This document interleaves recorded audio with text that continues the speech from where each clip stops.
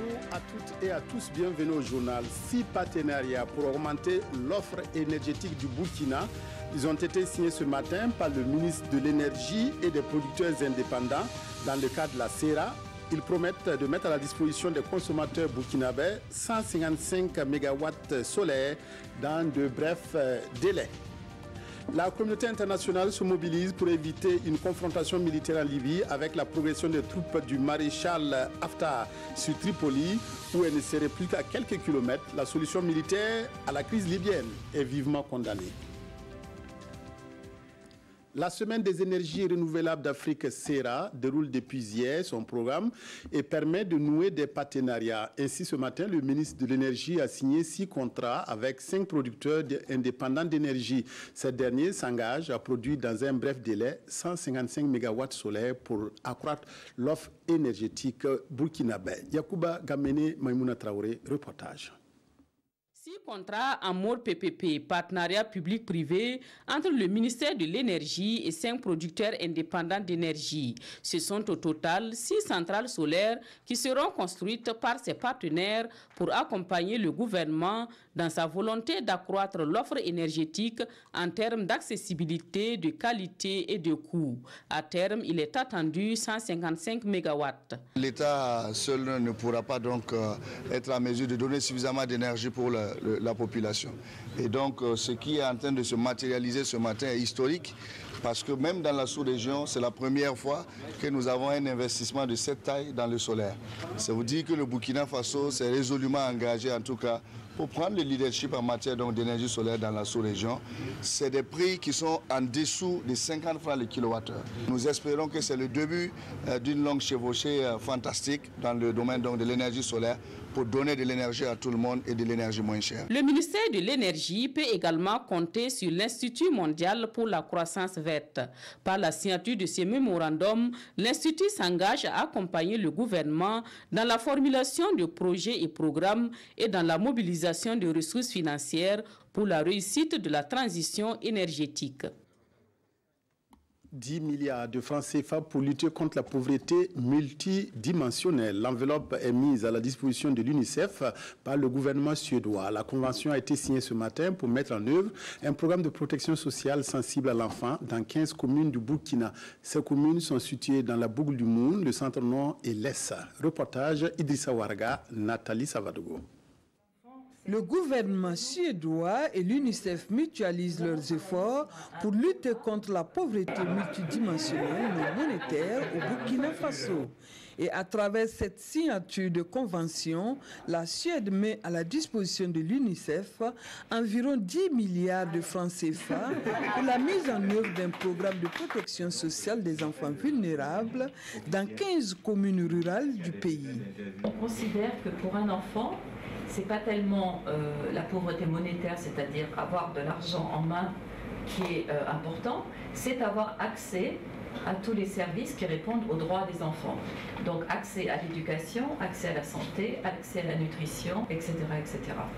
Et tout ceci constitue donc la pauvreté multidimensionnelle non monétaire.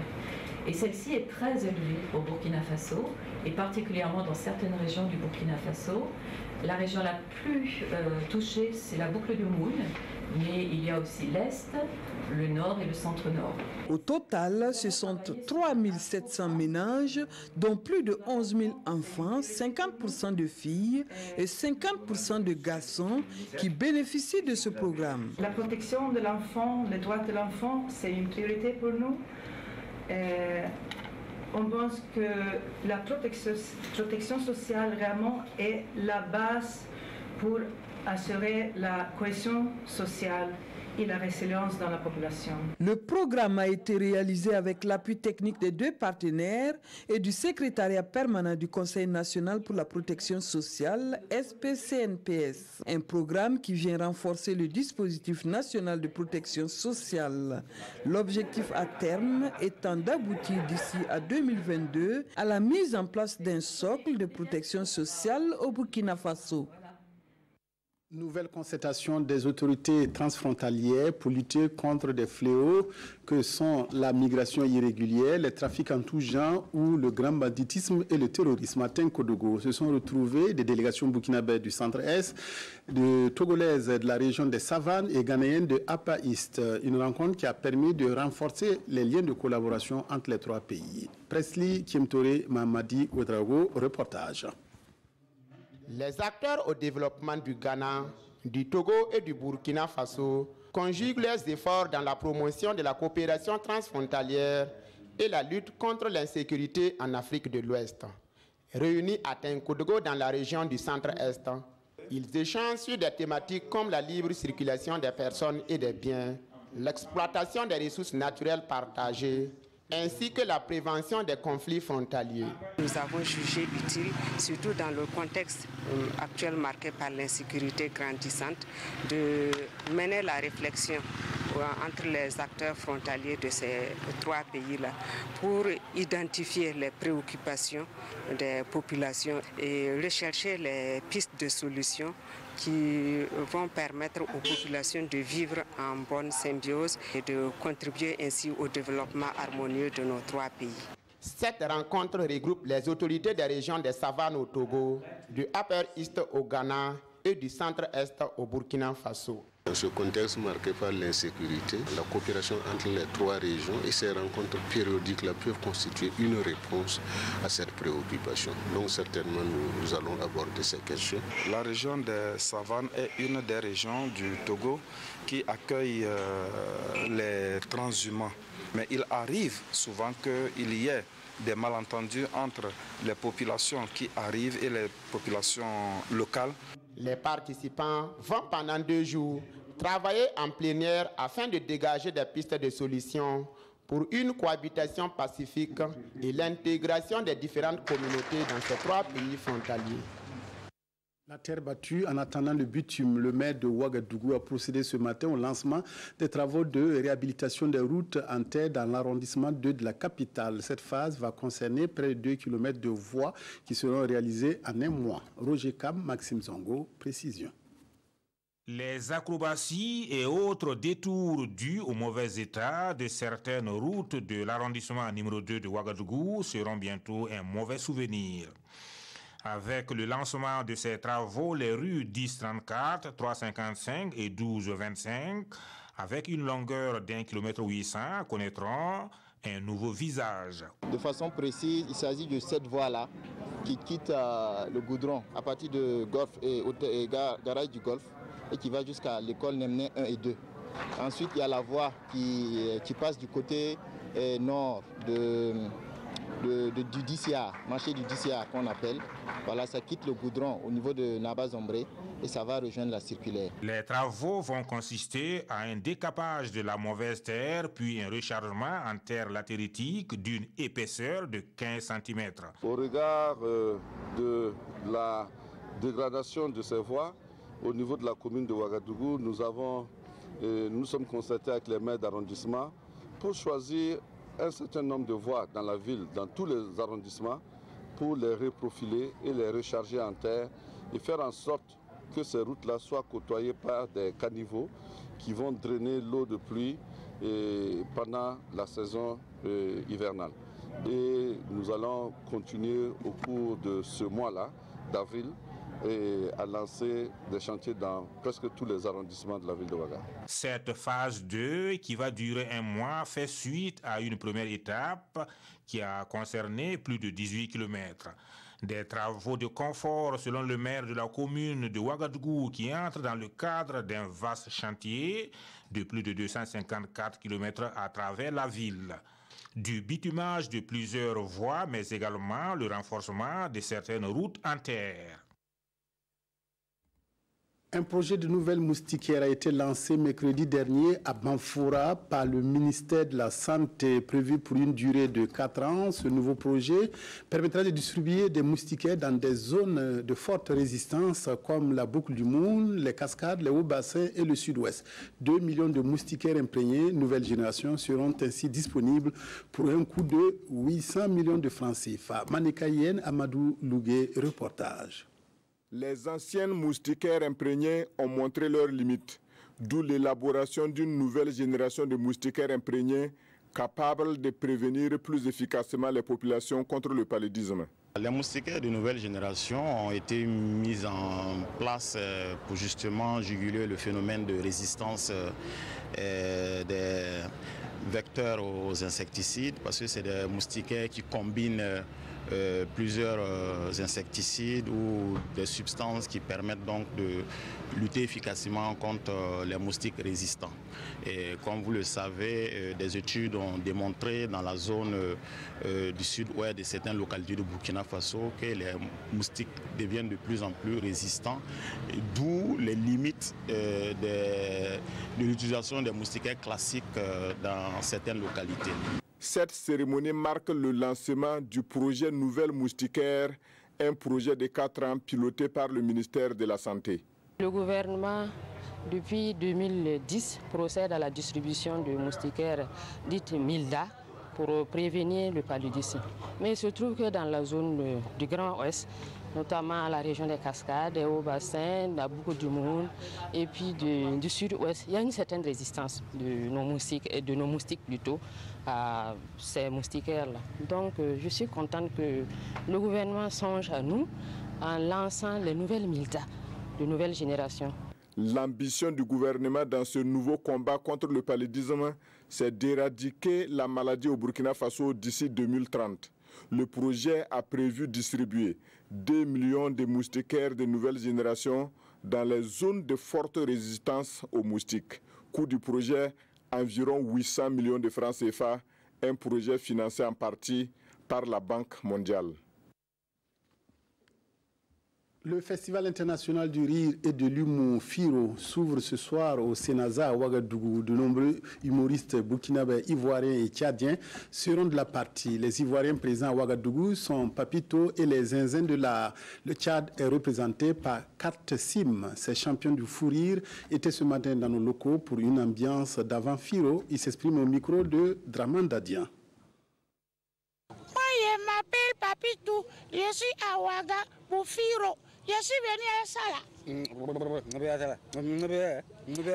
Qui t'y a? Et puis ça là aussi il est venu. Il était giflé.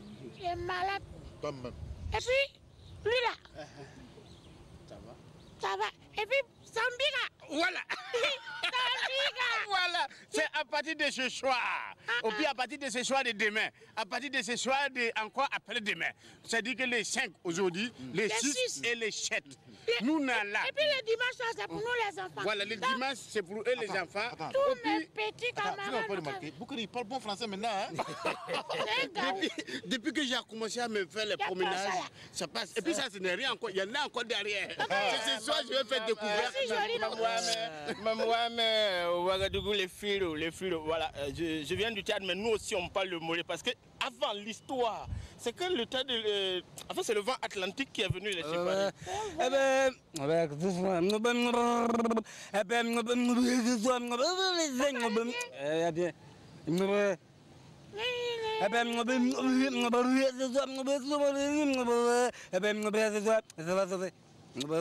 En fait, nous, on va le délivrer ce soir même. On va le délivrer ce soir. Et dit ce soir, ça va chauffer ça. À partir de 20h, alors tout le monde, en tout cas, on lance un appel.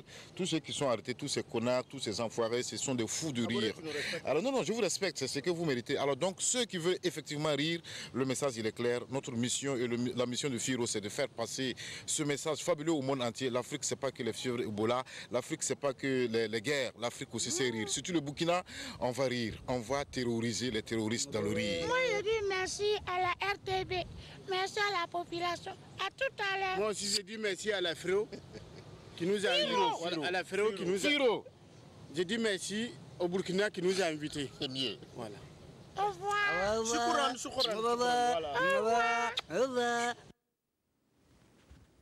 Les Libyens n'ont certainement pas le cœur à rire. Les troupes du maréchal Khalifa Haftar ne sont plus qu'à quelques kilomètres de Tripoli et la confrontation avec les soldats du gouvernement d'El-Sharraj semble inévitable. D'où le branle-bas de combat de la communauté internationale. Le Conseil de sécurité de l'ONU se réunit en urgence ce vendredi alors qu'hier, le secrétaire général de l'ONU rencontrait le chef du gouvernement national à Tripoli où il séjourne. Situation tendue et inquiétante en Libye. Des forces du maréchal Haftar sont aux portes de Tripoli. L'homme fort de l'Est du pays a envoyé un convoi armé prendre position à moins de 30 km de la capitale libyenne. C'est le porte-parole de l'armée nationale libyenne, le colonel Ahmed Al-Mismari, qui a annoncé l'offensive. Le maréchal Khalifa Haftar a promis d'épargner les civils, les institutions de l'État et les ressortissants étrangers. Le Conseil de sécurité de l'ONU doit se réunir ce vendredi soir en urgence. Jeudi, le secrétaire général des Nations Unies a rencontré le chef du gouvernement national à Tripoli. Tous deux sont d'accord pour dire qu'aucune solution armée ne résoudra les problèmes en Libye. Malgré tout, les forces militaires de l'unique gouvernement reconnu par la communauté internationale disent aussi se tenir prêtes à faire face à toute menace et à protéger Tripoli. Antonio Guterres était en Libye aussi pour se rendre compte de la situation des migrants. Il a visité un centre d'accueil et s'est dit horrifié et choqué par la souffrance et le désespoir de ces hommes et de ces femmes pris au piège sur une voie sans issue. La crise en Algérie avec la démission du président Bouteflika et la rencontre entre le président du Faso et la classe politique burkinabé sont commentées par les quotidiens de ce vendredi. La revue de presse avec Aimé Solange Yigma. Violence à Arbinda, le bilan fait état de 62 morts et de 9 personnes otages, indique aujourd'hui au Faso. Pour l'UPR, avec ces affrontements communautaires, nous sommes en train de faciliter la tâche aux terroristes notre le pays. Des terroristes qui ont attaqué la gendarmerie de Bourzanga en emportant 3 motos, précise ce journal-là, d'où l'inquiétude de l'opposition décelée par le quotidien au sortir de la prise de contact à Kossiam, note l'observateur Palga. Pour Zéphirin Diabré, notre pays qui était un havre de paix est devenu un théâtre d'affrontement. Mais pour la majorité, le défi sécuritaire est un défi qui nous frappe au plus haut point. C'est pourquoi ils sont donc à la recherche d'un consensus d'après Sidoya pour peaufiner les positions en prélude au dialogue politique, rapporte le pays. Mais pour les syndicats et les OSC, la victoire sur le terrorisme passe nécessairement par la lutte contre l'impérialisme, à en tenir compte dans les débats politiques, dit Christophe Dabo dans le journal Le Pays. Hors de chez nous, en Algérie, Bouteflika demande pardon, indique Sidoya. Il s'excuse de tout manquement à l'encontre des Algériens, précisant que l'erreur est humaine. Poursuit ce journal-là, des excuses qui n'empêchent pas la lutte de continuer, souligne Le Pays, car d'autres têtes sont réclamées. Pour ce journal, la chute de Boutef devrait donner à réfléchir aux pouvoiristes du continent, à qui le tour se demande bien l'observateur Palga, car ils sont encore nombreux sur le continent à vouloir battre des records de longévité. En Libye, les forces du maréchal Haftar prêtent à marcher sur Tripoli, titre le quotidien d'État. Que veut donc le maréchal Haftar, s'interroge aujourd'hui au Faso.